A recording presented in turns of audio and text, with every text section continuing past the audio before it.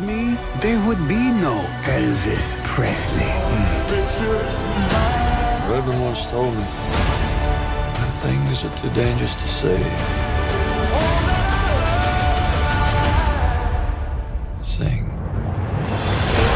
Ladies and gentlemen, here's Elvis Presley. Elvis is the musical biopic of the summer and opens in theaters this June. Directed by Baz Luhrmann, the movie follows the life story of Elvis Presley as seen through the complicated relationship with his enigmatic manager, Colonel Tom Parker, primarily putting focus on Elvis's time from the 1950s to his death in the late 1970s. For the record, I had the opportunity to see this film in advance thanks to an invitation from Warner Bros. I'm extremely grateful for that, and I'm extremely grateful for the night I had.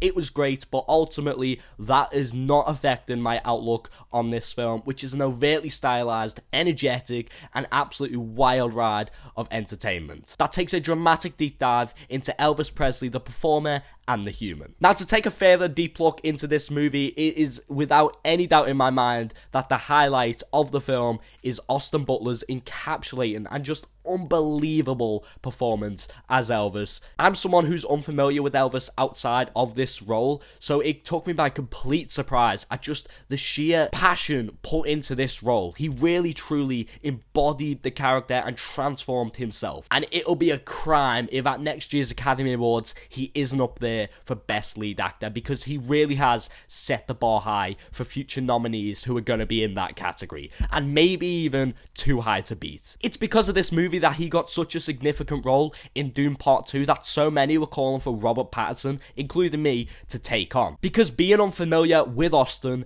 I wasn't sure if Doom Part 2 was really going to be a film for him, but after this film, my mind completely changed, and he is going to be perfect for the film and deliver probably another fantastic performance. Basically, what I'm trying to say is you put Austin Butler in any film going forward, you can almost guarantee that at least me will be sitting there open night in a seat. This film is going to put him on the map for every studio in Hollywood to try and get him on board of their projects, and rightfully so, because honestly, truly, I can't stress how fantastic he was in this movie. Of course, a great performance like that doesn't come without great direction, and that is something this film definitely has, with Baz Luhrmann taking on the project. Now, I'll be honest, I'm a little hit and miss with Baz Luhrmann as a director. His style is very open and very full on, and it's something I'm not always game down to see.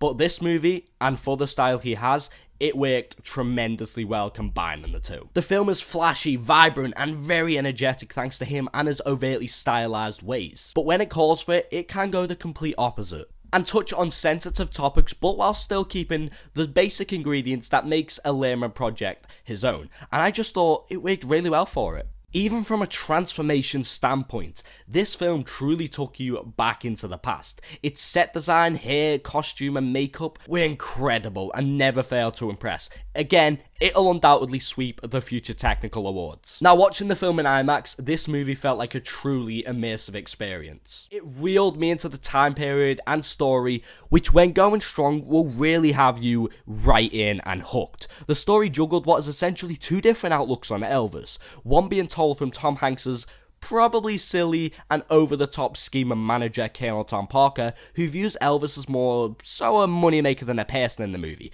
and the other being told with the focus of Elvis as a person. This flowed well in the movie, and it was clear which perspective we were watching at any given moment. The musical moments in this film, when they hit, they really hit, and were full of energy as if you were watching an Elvis performance. Austin Butler again crushes the scenes. My only gripe with them is that I wish the film would have let us sit a little longer with some of the musical moments. It often felt like it cut the focus of them to progress into the next scene, which is fine because obviously it needs to push along with the story, but I just feel like it would have been nice to sit with the scenes longer and just have a bit of a moment to breathe, because this is a very complex film and it is trying to do a lot, and it succeeds very much for the most part.